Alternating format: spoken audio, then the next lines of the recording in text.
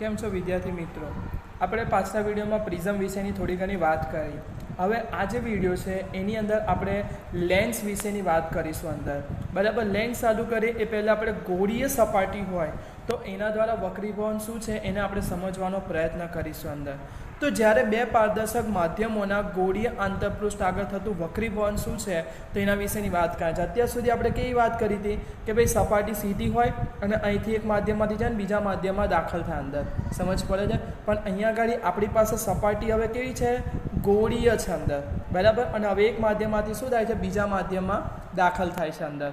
બરાબર, તો જ્યારે બે પારદર્શક માધ્યમોના ગોળીય આંતરપૃષ્ઠ આગળ થતા વક્રીભવન માટે વક્ર સપાટીના અત્યંત નાના ભાગને સમતલ ગણીને દરેક બિંદુ પાસે વક્રીભવનના નિયમો લાગુ પાડી શકાય છે અંદર. એટલે કે કહેવા શું માંગે છે કે સપોઝ તમારી પાસે અહીંયા આગળ કાચ છે એવું સમજો, અને અહીંયા આગળ શું છે? હવા.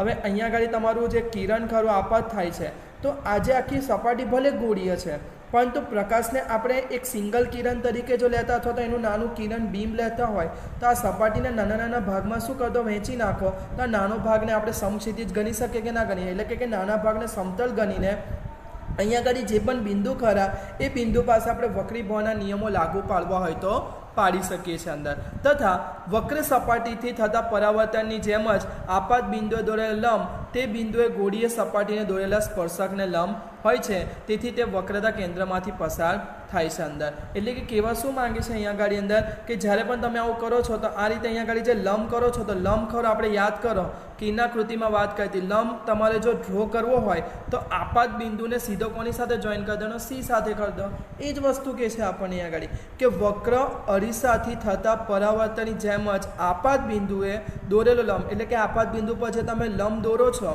બરાબર છે, એ શું કહેવાય? તે બિંદુએ ગોળીય સપાટીને દોરેલા સ્પર્શકને લંબ હશે. એટલે કે આ સ્પર્શક હોય એને આ લંબ જ થવાનો છે અંદર. અને આજે આપણો મેઇન લંબ ખરો એ ક્યાંથી પસાર થશે ભાઈ? વક્રતા કેન્દ્રમાંથી પસાર થશે અંદર. સમજ પડે છે? એટલે કે અહીંયા આગળ આપણે જે વક્ર સપાટી ખરી એના રિલેટેડ શું આપણે વાપરી શકીએ એના વિશેની બેઝિક વાત કરેલી છે અંદર. બરાબર, ચાલો નેક્સ્ટ વાત કરીએ જેમાં આપણે સૂત્ર મેળવવાનું છે અંદર કે જો તમારી પાસે કોઈ ગોળીય સપાટી હોય અંદર, બરાબર છે, તો એના માટે વસ્તુ અંતર, પ્રતિબિંબ અંતર વચ્ચેનો સંબંધ તથા માધ્યમના વક્રીભવનાંક સાથેનો આપણે શું કહેવાનો છે? સંબંધ શોધવાનો છે. એટલે કે અહીંયા આગળ યુ, વી, એન અને બીજું વક્ર ત્રિજ્યા, આ ચાર વસ્તુ વચ્ચે આપણે શું કહેવાનો છે? રિલેશન શોધવાનો છે અંદર. બરાબર, તો સૌથી પહેલાં એની આકૃતિ આપણે સમજવાની છે અંદર. બરાબર, તો અહીંયા આગળ તમને શું કહેવાય કે એની આકૃતિ આપેલી છે, તમે જોઈ શકો છો અંદર કે સૌથી પહેલાં અહીંયા આગળ એ લોકોએ શું કર્યું છે? એક તો વક્રાકાર આ રીતે સપાટી લઈ લીધી અંદર. બરાબર છે, પછી આજે તમને ગ્રે કલરનો જે ભાગ દેખાય છે એવું સમજી લો ઘટ માધ્યમ છે, એટલે કે કોઈક નવું માધ્યમ છે. અને બહાર કયું માધ્યમ છે ભાઈ? હવાનું માધ્યમ છે અંદર. બરાબર, અને આપણે શું લઈ લઈએ છીએ? આપણી પેલી મુખ્ય અક્ષ લઈ લઈએ છીએ અહીંયા આગળ. હવે મુખ્ય અક્ષ પર આપણે ઓ બિંદુ પાસે કોઈક શું મૂકી દઈએ છીએ? વસ્તુ મૂકી દઈએ બિંદુવત. તો પછી આ બિંદુથી અહીંનું આ જે અંતર ખોરાઈને આપણે શું કહીશું? વસ્તુ અંતર કહી શકીએ કે ના કહી શકીએ અંદર? હવે આ બિંદુ ખરું એમાંથી આપણે બે કિરણ લઈશું. એક કિરણ કયું લઈશું? મુખ્ય અક્ષને સમાંતર લઈશું, અને બીજું કિરણ કયું લઈશું? આમ બાજુની દિશામાં લઈએ કે ના લઈએ અંદર? બરાબર છે. હવે આ કિરણ ખરું અહીંયા આગળ એન બિંદુએ સ્પર્શશે અને અહીંયા આગળ ક્યાં થશે? અહીંયા આગળ સ્પર્શે કે નહીં સ્પર્શે? પણ અહીંયા આગળ શું છે ભાઈ? સપાટીને લંબ રૂપે છે એટલે સીધે સીધું બહાર નીકળી જશે. એનું ત્યાં આગળ વક્રીભવન થશે નહીં. પરંતુ આ જે કિરણ ખરું એ સપાટીને સંપૂર્ણપણે લંબ નથી, એટલે એનું શું થશે? અહીંથી વક્રીભવન થશે. અને અહીંયા આગળ આપણે શું કર્યું? આ ડેશ ડેશ ડેશ લાઇનથી એક લંબ દોર્યો છે અંદર. સમજ પડે છે દરેક જણને? તો આપણને ખબર છે કે આપાત કે લંબ સાથે બનાવેલો ખૂણો આપણે શું કહીએ છીએ? આપાત કોણ, જેને આપણે શું કહીશું? આઈ કહીશું કે નહીં કહીએ અંદર? બરાબર છે. તથા અહીંયા આગળ જે વક્રીભૂત કિરણ ખરો એ કોણ બનશે? તમારો એનઆઈ બનશે અંદર. બરાબર, અને એને લંબ સાથે બનાવેલો ખૂણો ખરો આર, એ શું થશે? તમારો વક્રીભૂત કોણ થશે અંદર. અને અહીંથી આપણે શરત માટે શું કરીએ છીએ? અહીંયા આગળ ખાલી લંબ ખેંચી લઈએ છીએ અંદર. હવે આપણે અહીંયા આગળ વક્રાકાર સપાટી લીધી છે, નથી લીધી એવું નહીં, પણ વક્ર એટલી બધી બી નથી લીધી કે તમે અહીંથી આ અંતર લો તો આ જે તમને આટલું નાનું અંતર મળે છે આ યુ, ખબર પડે છે આટલો પાર્ટ? બરાબર, તો એ અંતર આપણે અવગણીએ કે ના અવગણીએ એનાથી કોઈ ફરક પડશે નહીં. એટલે કે તમે ઓથી એમનું અંતર લો કે ઓથી અહીં સુધીનું અંતર લો અંદર. સમજ પડે છે? જેને આપણે એમ ડેશ નામ આપવું હોય તો એમ ડેશ નામ આપી દો. આ પોઈન્ટ ખરું એને એમ ડેશ નામ આપી દો. એટલે કે એમ ડેશ ખરું એ અવગણ્ય હોય એ રીતે આપણે કન્સિડર કરવાનો છે, અથવા તો વક્રાકાર સપાટી એવી છે એવું આપણે ધારવાનું છે અંદર, બરાબર. હવે આપણને ખબર જ છે કે પ્રતિબિંબ અહીંયા આગળ આઈ પર મળે છે, તો અહીંથી અહીં સુધીનું શું બનશે, પ્રતિબિંબ અંતર બનશે. અને સીથીનું અંતર આપણે શું લઈએ છીએ ભાઈ, વક્ર ત્રિજ્યા લઈએ છીએ. બહારનો વક્રી ભવનાંક n1 લઈ લઈએ અને અંદરનો જે વક્રી ભવનાંક છે આ વક્રાકાર સપાટીની બીજી બાજુને એને આપણે શું લઈ લઈએ, n2 લઈ લઈએ કે ના લઈ લઈએ અંદર, બરાબર. તો સૌથી પહેલાં આકૃતિ દોરી, એટલે આકૃતિનું આપણે શું કરવાનું, વર્ણન કરવાનું અંદર. તો વક્રતા કેન્દ્ર C અને વક્ર ત્રિજ્યા R ધરાવતી વક્ર સપાટીના મુખ્ય અક્ષ પર મૂકેલી બિંદુવત વસ્તુ ઓનું બિંદુવત પ્રતિબિંબ I રચવાથી ભૂમિતિ આકૃતિમાં દર્શાવેલી છે. એટલે કે એક વક્ર સપાટી છે જેનું વક્ર કેન્દ્ર C છે, વક્ર ત્રિજ્યા ખરી R છે, બરાબર. અને એની મુખ્ય અક્ષ પર કોઈ બિંદુવત વસ્તુ O મૂકી છે અને એનું પ્રતિબિંબ I કેવી રીતના મળશે એ આપણને આકૃતિમાં દર્શાવેલું છે અંદર, બરાબર છે. આટલો પોઈન્ટ. ત્યાર પછી નેક્સ્ટ કે છે અહીંયા આગળ કે અહીં n1 વક્રી ભવનાંક ધરાવતા માધ્યમમાંથી કિરણો વક્ર સપાટી પર શું થાય છે, આપાત થાય છે. અને n2 વક્રી ભવનાંક ધરાવતા બીજા માધ્યમમાં શું પામે છે, વક્રીભવન પામે છે. એટલે કે અહીં પ્રકાશના કિરણો n1 માધ્યમમાંથી ક્યાં દાખલ થાય છે ભાઈ, n2 માં દાખલ થાય છે અંદર. અત્રે વક્ર સપાટીનું દર્પણમુખ નાનું લઈએ, બરાબર, જેથી કરીને ખૂણાઓને નાના ધારી શકાય અને nm ને બિંદુ n માંથી મુખ્ય અક્ષ પર દોરેલા લંબ જેટલી લંબાઈનો લઈ શકાય અંદર, બરાબર. એટલે કે અહીંયા આગળ એવું કહે છે કે આ જે nm આપણે ડ્રો કરો ને એના વિશેની એ લોકોએ વાત કરેલી છે અંદર, બરાબર. અને અહીંયા આગળ જે m બિંદુ મળે છે એ તમારી વક્ર સપાટીનું જે અહીંયા આગળ મુખ્ય અક્ષનું છેદ બિંદુ ખરું અંદર, જેને આપણે m' કીધું હતું થોડીક વાર પહેલાં, એ બંને એક હોય કે ના હોય, એટલે એક જ હોય એવું પણ આપણે ગણીએ તો વાંધો નથી અંદર, કારણ કે આપણે દર્પણમુખ કેવું લીધું છે, એનું નાનું લીધું છે. હવે આકૃતિની ત્રિકોણમિતિનો આપણે શું કરવાનો છે, ઉપયોગ કરવાનો છે. અને અહીંયા આગળ tan વિશે વાત કરવાની છે, એટલે કે tan નો ખૂણો તમારે બતાવવાનો છે અંદર, બરાબર. તો સૌથી પહેલાં તમારો કયો ખૂણો આવશે, NOM આવશે અંદર. કયો આવશે, NOM, બરાબર. એટલે કે તમારો આ ખૂણો તમારે અહીંયા આગળ બતાવવાનો છે અંદર. તો ખૂણો tan NOM તમે લખો તો શું થાય, સામેની બાજુ ભાગ્યા પાસેની બાજુ થાય, એટલે સામેની બાજુ શું થશે, NM અને ભાગ્યા શું થશે, OM થશે. તો નરેન્દ્ર મોદી શું બોલે છે, ઓમ બોલે છે અંદર. એટલે આપણું શું થયું ભાઈ, NM ડિવાઈડ બાય OM થયું કે ના થયું અંદર, બરાબર. પરંતુ અહીંયા આગળ આપણે દર્પણમુખ નાનો લીધો છે એટલે ખૂણાઓ પણ નાના મળશે. અને ખૂણાઓ નાના હોય તો સાઇન થીટા બરાબર થીટા લખતા હતા, એવી રીતના ટેન થીટા બરાબર પણ શું લખાય, થીટા લખાય કે ના લખાય, સમજ પડે છે આટલો પાર્ટ, હા કે ના, બરાબર છે, ક્લિયર. ચલ, તો આટલો આપણે ટેનનો પહેલો પાર્ટ ડિફાઇન કર્યો. એવી રીતે આપણે બીજો પણ ટેનનો પાર્ટ ડિફાઇન કરવાનો છે, જે શું લેવાનો છે, tan NCM લેવાનો છે. શું લેવાનો છે, tan NCM લેવાનો છે અંદર, બરાબર. તો NCM દેખાય તમને, જેટલા ત્રિકોણ દેખાય ને બધા માટે tan સીધી ભાષામાં વ્યાખ્યાયિત કરવા જેવું સમજીને ચાલો અંદર.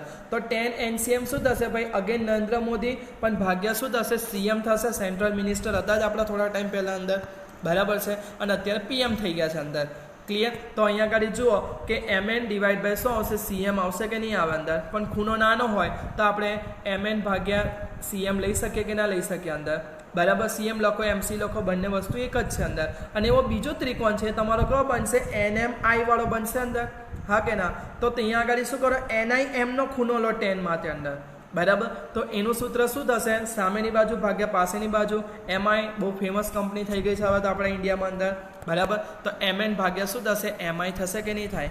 હવે ધ્યાનથી જોઈએ તો આપણે જુઓ કે અહીંયા આગળ 3 ખૂણાઓની વાત કરી દીધી કે આલ્ફા, આ બીટા અને ગામા, એવું સમજી લો અંદર, બરાબર છે. પણ આપણે તો I અને R ને પણ મેદાનમાં લાવવા પડશે કે નહીં લાવવા પડે, બરાબર છે. તો એમને લાવવા માટે હવે આપણે શું કરીશું, બહિષ્કોણના ત્રિકોણની પ્રોપર્ટીનો શું કરીશું, ઉપયોગ કરીશું અંદર, બરાબર. હવે તમે ધ્યાનથી જુઓ, બરાબર. તો શું કહેવાય કે તમારી પાસે જે ત્રિકોણ છે કયો, અહીંયા આગળ CNI, એના માટે કોઈક ને કોઈક બહિષ્કોણ બનશે કે નહીં બને, કોણ બનશે, NCR બનશે કે નહીં બને અંદર, બરાબર. તો એના જ વિશે તમારે શું કહે છે, વાત કરવાની છે અહીંયા આગળ કે ત્રિકોણ NOC કયો લેવાનો છે, ત્રિકોણ NOC આખો લેવાનો છે આપણે તો ભાઈ, બરાબર. તો ત્રિકોણ NOC માં એક બહિષ્કોણ I ના અંતઃમુખ કોણો NOM અને NCM છે. એટલે કે તમે જોઈ શકો છો કે આપણે NOC ટ્રાયંગલ લઈએ છીએ, ત્રિકોણ લઈએ છીએ આખો અંદર, તો આ એનો શું કહેવાશે, બહિષ્કોણ. અહીંયા આગળ I બને કે ના બને અંદર, બરાબર. તો આપણને ખબર છે કે બહિષ્કોણનું મૂલ્ય ખરું એ બાકીના જે બે ખૂણા ખરા એના શું હોય, સરવાળા બરાબર હોય કે ના હોય અંદર, બરાબર છે. તો એ જ વસ્તુ અહીંયા આગળ કરી છે કે I બરાબર શું થશે, ખૂણો NOM અને બીજો શું થશે NCM થશે કે નહીં થાય અંદર? સમજ પડે છે આટલો પાર્ટ? પણ આપણને ખબર છે કે ભાઈ NOM બરાબર શું હતું? MN ડિવાઇડ બાય OM બરાબર, અને NCM બરાબર શું હતું ભાઈ? MN ડિવાઇડ બાય CM હતું અંદર. તો એમની વેલ્યુ મૂકી દો અંદર. હવે એવો બીજો એક ત્રિકોણ લેવાનો છે, જે કયો લેવાનો છે? NCI લેવાનો છે, જે આપણે થોડી વાર પહેલાં જ વાત કરી હતી. એનો બહિષ્કોણ કોણ બનશે ભાઈ? NCM બનશે કે નહીં બને અંદર? NCI ત્રિકોણનો બહિષ્કોણ કોણ બનશે? NCM બનશે કે નહીં બને અંદર? બરાબર. તો એનો આપણે પ્રોપર્ટી યુઝ કરો તો એના બરાબર શું થશે ભાઈ? R વત્તા અહીંનો આ ખૂણો થશે કે નહીં થાય અંદર? એટલે કે આ ખૂણો ખરો એના બરાબર શું થશે? R અને પ્લસ આ ખૂણો થાય કે ના થાય અંદર? તો એ જ વસ્તુ અહીંયા ઘડી પણ મૂકવાની છે અંદર. બરાબર. પણ આપણને ખબર છે ભાઈ NCM બરાબર શું હતું? MN ભાગ્યા MC બરાબર. પછી NIM ખરો એની જગ્યાએ શું હતું? MN ભાગ્યા MI અને પ્લસ શું હતું? R હતું અંદર. સમજ્યા કે ના સમજ્યા અંદર? બરાબર છે. હવે અહીંયા આગળ તમારે કરવાનું શું છે? આ બે સૂત્રો મળે તો એકમાં આઈને સૂત્રનો કરતા બનાવવાનો છે અને બીજામાં કોને બનાવવાનો છે? આરને સૂત્રનો કરતા બનાવવાનો છે. અને ત્યારબાદ તમારે સ્નેલના નિયમનો ઉપયોગ કરવાનો છે અંદર. કારણ કે વક્રી પવન થાય સ્નેલનો નિયમ ઉપયોગ ના કરે તો સ્નેલને ખોટું ના લાગે ને અંદર. બરાબર. ચાલ, તો વક્રાકાર સપાટી પર n બિંદુ પાસે આપણે સ્નેલનો નિયમ વાપરીએ તો સ્નેલના નિયમનું જનરલ સ્ટેટમેન્ટ શું હતું ભાઈ? n1 sin θ1 બરાબર n2 sin θ2. હવે અહીંયા આગળ આપાત કોણ આપણો I છે એટલે θ1 ની જગ્યાએ શું લખીશું? I, અને વક્રીભૂત કોણ R છે એટલે θ2 ની જગ્યાએ સ્મોલ r લખીશું. એટલે તમારું સ્નેલના નિયમનું ઇક્વેશન શું બનશે આપણી આકૃતિ પરથી? n1 sin I બરાબર equal to n2 sin R બનશે કે નહીં બને અંદર? હા કે ના? બરાબર. અગેન ખૂણાઓ નાના છે તો sin I બરાબર I લખાય, sin R બરાબર શું લખાય ભાઈ? R લખાય કે ના લખાય? બરાબર. તો તમારું ઇક્વેશન શું બનશે? n1I બરાબર n2R એવું ઇક્વેશન બને કે ના બને? હવે આઈના અને આરના બંનેના સૂત્રો તમારી પાસે છે, જેને આપણે 1 અને 2 નંબર આપેલા હતા અંદર. તો લખવાનું કે 1 અને 2 પરથી બધાની વેલ્યુઓ મૂકી દઈએ આપણે અહીંયા આગળ. બરાબર. તો હવે તમે ધ્યાનથી જોશો તો બધાની વેલ્યુ મૂકી દીધી, પણ બધાનો જે અંશ ખરો એ તો કેવો છે? એક સરખો છે કે નહીં? આનો પણ mn છે, અહીં પણ mn છે, અહીં પણ mn છે, અહીં પણ mn છે. તો mn અહીંથી કોમન નીકળી જાય, એ રીતના અહીંથી પણ mn કોમન નીકળી જાય, અને સામસામેથી mn શું થઈ જાય? કટ થઈ જાય કે ના થઈ જાય અંદર? બરાબર. અને આ જે n1 ખરો એને અંદર મલ્ટીપ્લાય કરી દઈએ તો n1 ભાગ્યા OM થશે. એવી રીતના n1 ભાગ્યા MC થશે ઇક્વલ ટુ n2 ભાગ્યા MC અને n2 ભાગ્યા MI થાય કે ના થાય અંદર? હા કે ના? n2 ના વારા ફરતે અહીંયા આગળ મૂકી દેવાના છે અને mn તો કટ થઈ ગયા હતા અંદર. સમજ પડે છે આટલો પાર્ટ? બરાબર. હવે આપણે કાર્ટેશિયન યામ પદ્ધતિ પ્રમાણે આ નીચેના જે બધા પાર્ટ છે એમની આપણે U છે, V છે, F છે, શું વેલ્યુઓ છે આપણે મૂકવાની છે અંદર. ચલો હવે આપણે આકૃતિ જોઈએ કે OM શું છે અંદર. તો OM શું છે ભાઈ? આકૃતિ પરથી વસ્તુ અંતર છે કે નહીં અંદર? તો આપણે એની જગ્યાએ શું લખીશું? U લખીશું. પણ આપણને ખબર છે વસ્તુ અંતર તો હંમેશા કેવું હોય? ઋણ હોય, એટલે માઇનસ સાઇન સાથે લખીશું. ત્યાર પછી MC ની વાત કરીએ તો MC શું છે ભાઈ? વક્રતા ત્રિજ્યા છે. હવે વક્રતા ત્રિજ્યા શું છે? ડાબી બાજુ જમણી બાજુ છે એટલે આપણે પ્લસ લેવું પડે, તો ત્યાં આગળ શું લખ્યું છે? પ્લસ R લખ્યું છે. બરાબર. અને MC અગેન છે અને MI શું છે ભાઈ? M થી I પ્રતિબિંબ અંતર વક્ર સપાટીની બીજી બાજુ છે એટલે એ બી પ્લસ લેવું પડે એટલે પ્લસ મૂકીશું. તો બધાના ખાલી શું મૂકી દો? ઇક્વેશનો મૂકી દો. ઋષિનસરને એક બાજુ લઈ આવો એટલે કે R જેના છેદમાં છે એને એક બાજુ લઈ જાઓ અને U અને V ખરા એને ક્યાં લઈ જાઓ? બીજી બાજુ લઈ જાઓ અંદર. તો તમારું ફાઇનલી જે ઇક્વેશન ખરું અંદર એ કેવું બનશે અહીંયા આગળ કે ભાઈ n1 divide by minus U તો હતું, અને આ જે માઇનસ વાળું પદ હતું એ આમ બાજુ આવ્યું તો શું થયું? પ્લસ થયું કે ના થયું અંદર? સમજ પડે છે આટલો પ્લાન? અને આ જે પાર્ટ કરો પ્લસ વાળો છે આમ બાજુ જશે તો શું થશે? માઇનસ થશે કે નહીં થાય અંદર? બરાબર છે. તો એ જ વસ્તુ કરી, જો n2 ભાગ્યા V પ્લસ ફોર્મમાં લખ્યું અને n1 ભાગ્યા માઇનસ U તો જેવા લખ્યા જ. બરાબર. અને અહીંયા આગળ શું કહે કે બંનેના છેદમાં R કોમન છે એટલે R છેદમાં કોમન લખી દો. n2 હતો અને n1 વાળો આમ બાજુ ગયો એટલે શું થયો? માઇનસ n1 થયો કે ના થયો? એટલે અહીંયા આગળ લખી દીધું.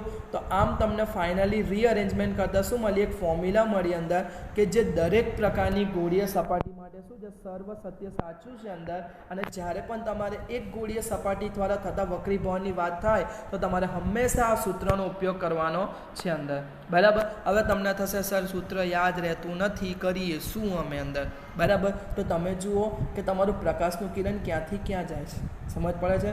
n2 માંથી n1 માં જાય છે કે n1 માંથી n2 માં જાય છે અંદર. સિમ્પલ વસ્તુ આટલી તો ખબર પડે આકૃતિનો, અથવા તો ક્વેશ્ચનમાં બી ખબર પડી જાય ક્યાંથી ક્યાં. આપણે હંમેશા પહેલા માધ્યમને n1 કહો.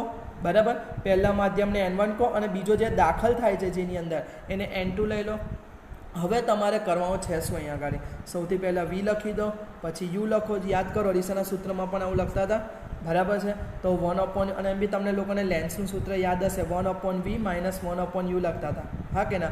1 ખાલી લખવા નથી, 1 એકલો V લખો અને 1 એટલે U લખો ઇક્વલ ટુ રોશિન સર મૂકી દો અહીંયા આગળ, બરાબર. ચલો, કયા માધ્યમમાં જાય છે? N2 માધ્યમમાં જાય છે. કયા માધ્યમમાંથી આવે છે? N1 માંથી આવે છે. હવે N2 માઇનસ N1 એ રોશિન સરની ઉપર લખી દો. કામ પૂરું થઈ ગયું અંદર, સમજ્યા? તો ઇક્વેશન આપણું સિમ્પલ થઈ ગયું. યાદ રાખવાનું કે ના થઈ ગયું? તમને ખાલી લેન્સની જે ફોર્મ્યુલા હતી 10માં શીખ્યા યાદ હોવી જોઈએ. શું હતી ભાઈ? 1/V માઇનસ 1/U બરાબર આ લખવાનું છે. ત્યાં આગળ આપણે F લખતા હતા, અહીંયા આગળ આ લખવાનું છે. કયા માધ્યમમાં જાય છે ભાઈ? બીજામાં જાય છે તો N2 લખો. કયા માધ્યમમાંથી આવે છે? N1 માંથી આવે છે તો N2 માઇનસ N1 એટલે કે આ જે સાઇન સાથે આખું નાખું કરો અહીં લખી દેવાનું. કામ પૂરું થઈ ગયું આપણું અંદર, બરાબર છે. તો થઈ ગયું ને એકદમ સિમ્પલ. તો હવે ઇક્વેશન દરેક જણને યાદ રહેશે કે નહીં રહે અંદર? કમ્પ્લીટ, બરાબર. તો આ રીતે આપણે શું કહેવાય કે ગોળીય સપાટીનું શું કર્યું? ઇક્વેશન તારવ્યું અંદર. હવે એના તો હવે આપણે પાતળા લેન્સ વિશેની વાત કરીએ કે આપણી પાસે સપોઝ કોઈ પાતળો બહિર્ગો લેન્સ હોય તો એનાથી પ્રતિબિંબ કેવી રીતે રચાય છે પહેલાં એની વાત કરીશું અને ત્યાર પછી આપણે એના માટેનું જે સૂત્ર ખરું એ તારવીશું તથા લેન્સ મેકર ફોર્મ્યુલા કોને કહેવાય અને એનું સૂત્ર શું છે એ પણ આપણે અહીંયા આગળ જોઈશું અંદર. હવે દરેક જણ ધ્યાન આપો કે લેન્સ બહિર્ગો લેન્સ છે શું? તો બહિર્ગો લેન્સને જનરલી આપણે કંઈક આ રીતે શેપમાં ડ્રો કરીએ છીએ અંદર, બરાબર. આ રીતે આપણે શેપમાં ડ્રો કરીએ છીએ. તો આમ જોવા જઈએ તો આ જે લેન્સ ખરો એની પાસે બે પ્રકારની વક્રીભવનકારક સપાટીઓ છે, એક ડાબી બાજુની અને બીજી કઈ કહેવાશે? જમણી બાજુની. એટલે થશે શું અહીંયા આગળ કે જ્યારે પ્રકાશનું કિરણ હવાના માધ્યમમાંથી કાચના માધ્યમમાં દાખલ થશે તો પ્રથમવાર ડાબી બાજુની જે ગોળીય સપાટી છે એનાથી એનું વક્રીભવન થશે. ત્યારબાદ એની અંદર ગતિ કરશે. ત્યાર પછી જ્યારે બીજી ગોળીય સપાટી પાસે પહોંચશે ત્યારે પાછું ઘટ માધ્યમમાંથી પાતળા માધ્યમમાં જવાનું ફરીવાર વક્રીભવન થશે. આમ એક જ કિરણ આ લેન્સના કારણે બે વખત વક્રીભવન પામે છે અને બંને વખતનું વક્રીભવન કઈ સપાટીના કારણે થાય છે ભાઈ? ગોળીય સપાટીને કારણે થાય છે અંદર, બરાબર. તો આપણે અહીંયા આગળ પાતળા બહિર્ગો લેન્સ પ્રતિબિંબ કેવી રીતના રચાય છે એના જ વિશે આપણે વાત કરવાની છે અંદર. તો એવું કરો કે આપણો જે બહિર્ગો લેન્સ છે એની બંને વક્રાકાર સપાટીને આપણે છૂટી છૂટી સમજવાનો ટ્રાય કરીએ અંદર, બરાબર. તો સૌથી પહેલાં ડાબી બાજુની લઈએ તો આપણે ઉપર જે આકૃતિ જો એવી જ સેમ આકૃતિ બનશે કે નહીં બને અંદર. અને આપણે અહીંયા આગળ એવું ધારી લઈએ છીએ કે આજે આપણો બહિર્ગો લેન્સ કરો એની બંને વક્રાકાર સપાટી સપોઝ વક્રાકાર સપાટીની બંનેઓની સપોઝ ત્રિજ્યાઓ ખરી એટલે કે વક્ર ત્રિજ્યાઓ એ આપણે અલગ અલગ લઈ લઈએ. પહેલી વાળીની R1 લઈ લઈએ અને બીજીની R2 લઈ લઈએ. જો બે અલગ અલગ હોય એમના માટે જો આપણે જવાબ લાવી શકતા હોય અંદર, બરાબર છે, તો બટ ઓબ્વિયસ છે કે બંને સરખી હોય એનો પણ જવાબ લાવતા આપણને વાર લાગે ના લાગે અંદર. સમજી ગયા કે ના સમજી ગયા? તો સૌથી પહેલાં પહેલી વક્રીભવનકારક સપાટીથી કેવું પ્રતિબિંબ રચાશે તો આપણે પહેલી ફિગરમાં જે જોયું હતું અને ઉપરના પ્રશ્નમાં એ જ રીતે અહીંયા આગળ બી થશે અંદર, બરાબર છે. ચાલ હવે આપણે બીજા પાર્ટની વાત કરીએ તો બીજી બાજુ શું થશે અંદર? હવે થશે શું અહીંયા આગળ કે અહીંયા આગળ જે તમને પહેલી વક્રીભવનકારક સપાટીના કારણે આ જે બિંદુ ખરું ત્યાં આગળ એનું પ્રતિબિંબ મળે છે એ બીજી વક્રીભવનકારક સપાટી માટે શું બનશે? વસ્તુ બનશે. એટલે કે વસ્તુ તરીકે વધશે. એટલે મતલબ શું થયો કે પહેલી સપાટીના કારણે મળતું પ્રતિબિંબ એ બીજી સપાટી માટે શું બને છે ભાઈ? વસ્તુ તરીકે વર્તે છે અને એનું આપણને શું આપે છે? અંતિમ પ્રતિબિંબ આપવાનો પ્રયત્ન કરે છે અંદર. તો I1 ખરું એ વસ્તુ તરીકે હતું તો I1 માંથી પ્રકાશનું કિરણ નાખ્યું અને પરાવર્તિત થઈને આપણને અહીંયા આગળ કંઈક I મળે છે. હવે આપણે એ રીતે નથી જોવાનું કે અહીંથી આમ જાય તો કિરણ કેમ આવ્યું. આપણે તો જે કન્ડિશન્સ ખરી આખા લેન્સની એ જોવાની કે જો આમ જશે અને આમ નીકળશે તો આ જે કિરણ ખરું આપણે સીધું જે પહેલેથી મળતું તે ડ્રો કરી દીધું અને પેલો આપણો જે આના કારણે જે મળતું પ્રતિબિંબ હતું એને પણ આપણે ડ્રો કરી દીધું અંદર, બરાબર છે. આઈડિયા આવે છે દરેક જણને આટલો પાર્ટ? તો આમાં ખાલી આકૃતિ સમજવાની છે, બીજું કંઈ છે નહીં સ્ટાર્ટિંગમાં અંદર. ક્લિયર? તો અહીંયા આગળ તમને શું કહેવાય કે આ રીતે ફાઇનલી આઈનું પ્રતિબિંબ તમને મળશે અંદર. સમજ પડે છે આટલો પાર્ટ દરેક જણને? બરાબર. ચાલો હવે આપણે વાસ્તવમાં લેન્સ દ્વારા શું થયું એ સમજવાનો પ્રયત્ન કરીએ અંદર, બરાબર. તો આ તમને બંને સ્વતંત્ર સપાટી દ્વારા બતાવ્યું. હવે એ જ વસ્તુ તમને વાસ્તવમાં બતાવી છે અંદર. તો તમે જોઈ શકો છો કે સૌથી પહેલાં તમારો અહીંયા ગયો પછી અહીંથી થોડુંક હશે અને પછી એનું વક્રીભવન થઈને ફાઇનલ પ્રતિબિંબ તમને શું મળશે ભાઈ? I જેટલું મળશે અંદર. હવે આપણે તો બહિર્ગોળ સપાટી માટે સૂત્ર મેળવવાનું છે. હવે બહિર્ગોળ બીજું કશું નથી પણ બે વક્રીભવનકારક સપાટીઓ જ છે અંદર. તો આપણે બંને સપાટી માટે વારાફરતી સૂત્ર અપ્લાય કરીએ અને પછી બંને સૂત્રને શું કરીએ, ભેગા કરીએ. બરાબર છે. તો ચલો મેં તમને જે શોર્ટકટ કીધી હતી એ શોર્ટકટ પ્રમાણે જ આપણે ચાલવાનું છે. તો પહેલી વક્રીભવનકારક સપાટી કઈ લઈશું આપણે, ABC લઈશું અંદર, હા કે ના. તો ABC વક્રીભવન પહેલાં શું લખાયું, V લખી દેવાનું, માઇનસ U લખી દેવાનું, ઇક્વલ ટુ R લખી દેવાનું. પણ પહેલી ખરો એનો તો આપણે વક્રીભવનાંક કેટલો લીધો ભાઈ, R1 લીધો છે અંદર. બરાબર. અને અહીંયા આગળ V ખરો ને V1 લઈશું. કેમ V1 લઈએ, કારણ કે આપણે અંતિમ પ્રતિબિંબ હજુ નથી મેળવતા. અંતિમ પ્રતિબિંબ તો આપણને બીજી સપાટી વધશે પછી મળશે અંદર. તો પહેલીના કારણે મળતું પ્રતિબિંબ V ના લેતા આપણે ખાલી શું લઈએ છીએ, V1 લઈએ છીએ અંદર. બરાબર. ચલો અહીંયા આગળ N1 માધ્યમ લેતા હોય ને અંદરનું N2 લેતા હોય તો પહેલાં કયું આવશે, કયા માધ્યમમાં જાય છે ભાઈ, બીજા માધ્યમમાં, એટલે N2 આવે. અહીંયા આગળ શું આવશે, N1 આવશે. અને અહીંયા આગળ શું લખવાનું, N2 માઇનસ N1 લખવાનું કે નહીં લખવાનું, હા કે ના. જોઈ લો આપણું સૂત્ર એ જ હશે અહીંયા આગળ, બીજું કશું જ સૂત્ર નવું હોય નહીં અંદર. સમજ પડે છે દરેક જણને આટલો પાર્ટ, યસ ઓર નો? બરાબર. તો જો એ લોકોએ શું લખ્યું છે, સોરી બે આવ્યું. બરાબર. તો N1 ભાગ્યા OB લખ્યું છે. તો OB શું છે ભાઈ, વસ્તુ અંતર છે એટલે U છે. તો જો આપણે પણ N1 ભાગ્યા U લખ્યું છે એટલે કોઈ કાર્ટેશિયન સાઇન અપ્લાય નથી કરી, આપણે અપ્લાય કરેલું સૂત્ર સીધું લગાવી દીધું છે અંદર. બરાબર. એટલે માઇનસ સાઇન સાથે લખેલું છે અંદર. અને એવી રીતના એ લોકોએ BI1, બરાબર, એટલે BI1 એટલે પહેલાંની પ્રતિબિંબ અંતર, બરાબર. એટલે આપણે એ જગ્યાએ V1 લખ્યું, N2 ની નીચે જ છે. અને N2 માઇનસ N1 તો આપણે બી આવતું હતું BC1. તો BC1 શું થશે ભાઈ, વક્ર ત્રિજ્યા થશે કે નહીં થાય. હવે આમાં ખાસ ધ્યાન આપવા જેવી વસ્તુ શું છે કે આની જે વક્ર ત્રિજ્યા ખરી આમ બાજુ બનશે અંદર, એટલે એને આપણે ધન જ લેવાની છે અંદર. પણ પછી બીજો કેસ આવશે ત્યારે એની વક્ર ત્રિજ્યા કઈ બાજુની સાઈડ બનશે, આમ બાજુની સાઈડ બને કે ના બને, કારણ કે એનું કેન્દ્ર તો આમ બાજુ હોય ને અંદર. તો એ વખતે R માઇનસ લેવાનું ભૂલી જવાય નહીં, યાદ રાખજો અંદર. બરાબર છે. ચલ, તો પહેલું સપાટીનું કામ પૂરું થઈ ગયું. હવે એવી જ રીતે આપણે ADC સપાટી માટે શું કરીએ, વક્રીભવન માટે સેમ ટુ સેમ સૂત્ર અપ્લાય કરીએ. બરાબર. તો ફરીવાર આપણે એ જ લખવાનું, V માઇનસ અહીંયા આગળ V1 થશે હવે, હા કે ના. બરાબર છે. ઇક્વલ ટુ R લખી દેવાનું. પણ આની જગ્યાએ શું આવશે, R2 આવશે કે નહીં આવે અંદર. બરાબર. હવે અહીંયા આગળ છે શું ભાઈ, ક્યાંથી જાય છે, કયા માધ્યમમાં દાખલ, N1 માં થાય છે, ક્યાંથી, N2 માંથી. તો જોઈ લો અહીં પણ એવું છે કે N2 ભાગ્યા DI1 લખ્યું છે. તો DI1 એટલે શું થયું, V1 થયો. તો જો આપણે પણ N2 લખ્યો છે, માઇનસ સાઇન બી છે કે નહીં, થઈ ગયું કે ના થઈ ગયું કામ. બરાબર છે. તો આપણે જે પણ અહીંયા આગળ કામ કર્યું શું થાય છે, ઓટોમેટિક. અને પછી N1 માઇનસ N2 અહીંયા આગળ લખી દો. સમજ્યા કે ના સમજ્યા અંદર. બરાબર. આપણે જે સૂત્ર તાર્યું હતું એ જ ફોર્મેટમાં અહીંયા આગળ આપણે લખવાનું છે અંદર. બરાબર. હવે પાતળા લેન્સ માટે આપણે વાત કરીએ આગળ, તો BI1 કહો કે DI1 કહો બધું એક જ છે અહીંયા આગળ. એટલે કે તમે B થી I ગણો કે D થી I ગણો. બરાબર. અહીંયા આગળ લેન્સ પાતળો લીધો છે એટલે B અને D વચ્ચેનું અંતર એટલું બધું બી નથી કે આપણે ગણીએ કે ના ગણીએ નથી ફરક પડે આપણને અંદર. બરાબર છે. તો એ જ વસ્તુને એ લોકો અહીંયા આગળ યુઝ કર્યો છે. અને પછી કર્યું છે શું કે એમને જે બે સમીકરણ બનાવેલા છે એમાં એકબીજાને એ લોકોએ શું કહે છે, રિપ્લેસ કર્યા છે અંદર. બરાબર. અને રિપ્લેસ કરીને અહીંયા આગળ શું કહે છે, સિમ્પ્લિફાઈડ કર્યું છે. તો સિમ્પ્લિફાઈડ કરતાં એ લોકોને ફાઇનલી શું કહેવાય, એક સૂત્ર મળે છે જેને આપણે લેન્સ મેકરનું સૂત્ર કહીએ છીએ અંદર. શું કહેવાય, લેન્સ મેકરનું સૂત્ર કહેવાય અંદર. બરાબર છે.